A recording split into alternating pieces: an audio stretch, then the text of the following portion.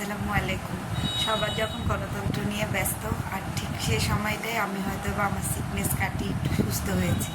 আর তখন আমি বুঝেছি যে মেডিসিন কোম্পানির লোকেরা কিংবা যারা মেডিসিন কোম্পানির ওনার, তারা কিভাবে জনগণের মাথা কাটে আর কিভাবে ডাক্তাররাও মানুষকে কারণে অকারণে ভুল কিংবা ভেজাল ওষুধ দিয়ে পেরেশানিতে ফেলে।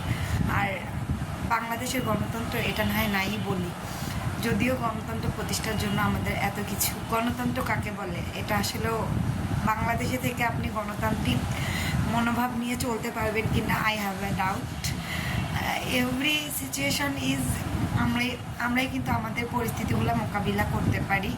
যেমন আমি বলতেছি, আমি দীর্ঘ সময় ধরে কাজ করেছি বিভিন্ন ভোট কিংবা ইয়াতে, জাতীয় ইলেকশনগুলোতে, যেগুলোতে আমি আসলেও স্বচ্ছ কিছু দেখিনি, অস্বচ্ছ কিছুই দেখেছি।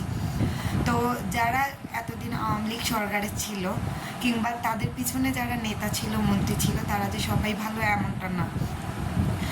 যারা আওয়ামী লীগ করতো, শুধুমাত্র যে আমাদের দেশনেত্রী শেখ হাসিনা খারাপ ছিল কিংবা তাকে জ্বালা চালাইতো তারা সবাই দুধে তো তুলসী পাতা ছিল, এটাও না। আমি এটা আসলে বলতে চাই না, যেহেতু উনি এক্স মন্ত্রী ছিল, উনি খারাপ ছিল। আমি খুন করতে বলছি, অ্যাজ লাইক ধরেন আমি আপনাকে খুন করতে বলছি, আমি দেশের প্রধানমন্ত্রী। আমি সেনাবাহিনীর লোকদেরকে বলেছি আপনি আমার সাধারণ জনগণের উপরে গুলি চালান, কিংবা পুলিশ বাহিনী সুপারকে বলেছি আপনি আমার সাধারণ জনগণকে পেরেশানিতে ফেলেন। তো আমি এটাই বলবো যে আপনারা কেন চাকরি বাঁচানোর জন্য এগুলা করেছেন? তাহলে কি খুনি কি শুধুমাত্র শেখ হাসিনা একা? অবভিয়াসলি না। খুনি হচ্ছে তারাও যারা শেখ হাসিনার কথা মতো নিজেদের স্বার্থ হাসিলের জন্য এটা করেছে। আর খুনি যদি হতেই হয়, খুনি কিন্তু আমরা বেসিক্যালি যখন গণতন্ত্রে আসি কিংবা রাজনীতির রাঙ্গালাঠি, সেটা আমি বলবো, আমি কিন্তু আমার লাইফের ফার্স্ট ভোটটা বিএনপিকেই দিয়েছি। যখন আমি বুঝছি যে বাংলাদেশে কোনো গণতন্ত্র নাই, যখন আমরা ক্লাস 4-5-এ সমাজবিজ্ঞান পড়ে আসছি, সেখানে ইতিহাসে অনেক গণতন্ত্র, অনেক রাজনীতি এগুলো পড়ে আসছি। কিন্তু যখন 9-10-এ ওঠার পরে, যেহেতু আমি কমার্স ব্যাকগ্রাউন্ড, সেক্ষেত্রে আমার সমাজ কিংবা সোশ্যাল সায়েন্স সাবজেক্টটা খুব বেশি পড়া হয় নাই।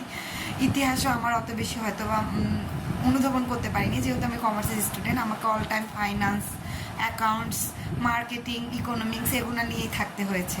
তো আমি এটাই বলবো, যেহেতু আমি শিক্ষিত একটা মেয়ে, আমি একটা কথাই বলবো যে আমরা বাংলাদেশে একটা সুষ্ঠু সরকার চাই, যে সরকার আমাদের বাচ্চাদের স্কুল থেকে শুরু করে আপনার স্কুল জীবন থেকে শুরু করে ইন ফিউচারে যাতে আমাদের বাচ্চারা কোনো প্রকার পেরেশানিতে না পড়ে।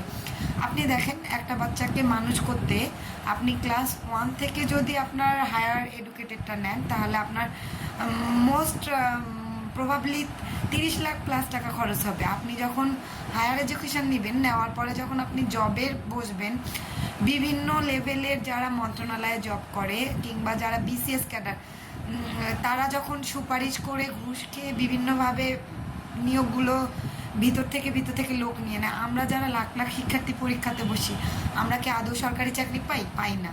কারা পায় জানেন? যারা অল্প শিক্ষিত, যাদের রেফারেন্স আছে, যাদের বাবা চাকরি করতো, যাদের কোটা আছে।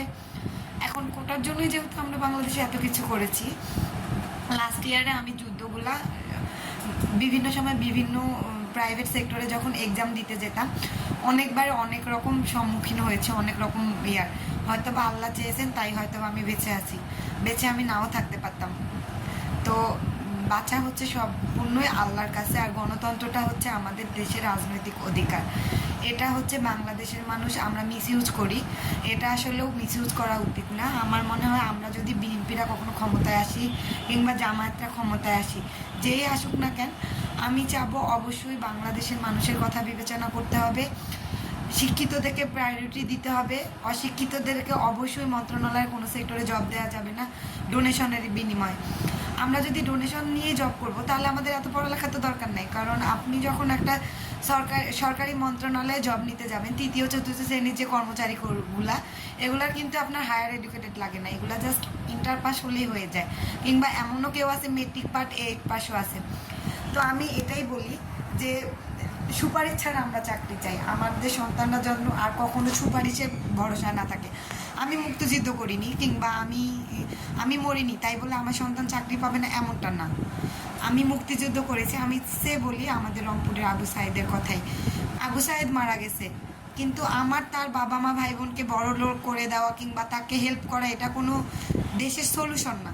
যে কোটার জন্য আমরা যুদ্ধ করেছি সেই কোটা যদি আবার আমরা দিই তাহলে তো সমস্যা। আবু সাইদ তো আনম্যারিড ছিল, তার ভাই বোন মাঝখান থেকে উইনার হচ্ছে কিংবা তারা মাঝখান থেকে ফ্যাসিলিটিগুলো নিচ্ছে। তো আমি বলবো দেশে যা হয়েছে সেটা অ্যাকচুয়ালি আমাদের আগের সরকারের এগুলো একটা পরিকল্পিত হত্যাকাণ্ড ছিল। এখন এই হত্যাকাণ্ডকে আমি যদি বলতে যাই তাহলে আমি সাধারণ জনগণ হয়তো বা ওই সরকারের চোখে পড়ে যাব কিংবা আমাকেও এসে বলবে যে একেও মারতে হবে এমনটা। তো আসলে আমরা মারা রাজনীতি চাই না, আমরা চাই একটা সুষ্ঠু রাজনীতি যেখানে কোনো খুনাখুনি থাকবে না, রেষারেষি থাকবে না, যেখানে কোনো ধর্ম নিয়ে ভেদাভেদ থাকবে না। আমরা অ্যাকচুয়ালি আমরা যদি আমাদের ইসলাম ধর্ম অনুসারী হয়ে থাকি, যারা ইসলাম ধর্ম করি, আমরা অনেক সময় প্রয়োজনে অ্যাক্টিং করি, প্রয়োজনে নাটক করি, প্রয়োজনে সিনেমা করি। অ্যাকচুয়ালি আমরা যার যার জায়গা থেকে শেষে হচ্ছে অ্যাক্টর কিংবা actress. Everyone is actress, each one every person is actress. I think এটা হচ্ছে রিয়েলিটি। তো আপনি দেখেন, আপনারা আমার এই টিকটকটা যারা দেখবেন তারা কখনোই আমাকে একদলীয় মনে করবেন না যে আমি বিএনপি করি, এমনটা না। আমি যখন ছোট ছিলাম, আমার যখন ফার্স্ট ভোট ছিল, যখন আমি দেখছি যে দেশে গণতন্ত্র নাই, আমি কিন্তু এজেন্ট হয়ে কাজ করছি আওয়ামী লীগের, কিন্তু আমার ভোটটা কিন্তু আমি বিএনপিকেই দিয়েছি। এটা হচ্ছে আমার choice, our vote our choice. এমন আমি যেহেতু বাংলাদেশের নাগরিক, আমার যেহেতু একটা বৈধ ভোটার আইডি আছে, সেক্ষেত্রে আমি আমার ভোটটা জামাতকে দিব নাকি বিএনপিকে দিব নাকি অন্য কোনো বামপন্থীকে দিব সেটা অ্যাকচুয়ালি একান্তই আমার ব্যক্তিগত ব্যাপার। আমি শিক্ষিত, আমি আমার ভোটটা কিনে দিব না, টাকার কাছে বিক্রি হব না। তো টাকার কাছে বিক্রি হওয়াটা যদি দয়া করে কাইন্ডলি সবাই বন্ধ করেন, তাহলে আমি মনে করি যে দেশের ফিউচারে ভালো কিছু আসবে।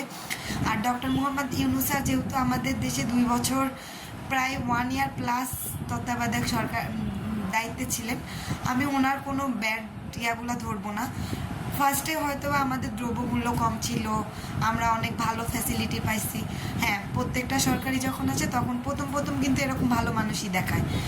1-2 বছর পরে তার আসল রূপটা ধরা পড়ে, সে ডক্টর ইউনূসই হোক, আর বিএনপির তারেক জিয়া হোক, আর আওয়ামী লীগের শেখ হাসিনাই হোক, কিংবা বিএনপির খালেদা জিয়া হোক, কিংবা জামায়াতের আমিরই হোক, যেই হোক। আর আমরা হচ্ছে একটা সুষ্ঠু রাজনীতি চাই, সুষ্ঠু দেশ চাই, সুষ্ঠু জাতি চাই। দেশ মেইন হচ্ছে আমাদের দেশে কোনো খুনাখুনি রেষারেষি থাকবে না, কথায় কথায় পুলিশের ভয় দেখানো যাবে না মেয়েদেরকে। বিভিন্ন সরকারি প্রতিষ্ঠানে অ্যাজ লাইক মেট্রো রেলে গেলেও আপনি দেখবেন যে মেট্রো রেলে যারা সিকিউরিটি গার্ড আছে তারা বিভিন্ন সময় বিভিন্ন মহিলাদেরকে হ্যারাসমেন্ট করে। আমরা অনেক সময় মেট্রো রেলে বিভিন্ন গ্রাম থেকে লোকজন আসি, মহিলাদেরকে কোথায় হ্যারাসমেন্ট করা যাবে না অকারণে। মহিলা পুলিশ আমাদেরকে কী করবে? আমরা তো ভুল করি নাই, আমরা বুঝি নাই, আমাদেরকে বুঝাইতে হবে। আমরা বুঝি নাই মানে এই না যে আমাদেরকে জেল হাজতে নিয়ে বুঝাইতে হবে। আমরা মানুষ, আমাদের ভুল থাকবে, আমাদের ত্রুটি থাকবে, ভুল নিয়েই মানুষ, ভুল ছাড়া কখনো মানুষ হয় না। আর ইনশাল্লাহ যদি কখনো কিছু হয় মন্ত্রী হব, চাকরি যেহেতু পাইনি ভালো কিছুই করব। আর যদি পাচ্ছি আমি মন্ত্রী হব ভাই, আমি আসলে কোনো চাল্লা নেতা হইতে চাই না, কারো পিছনে হাতে কারণ আমি বদনাম করতে চাই না। আল্লাহ হাফেজ, সবাই ভালো থাকবেন।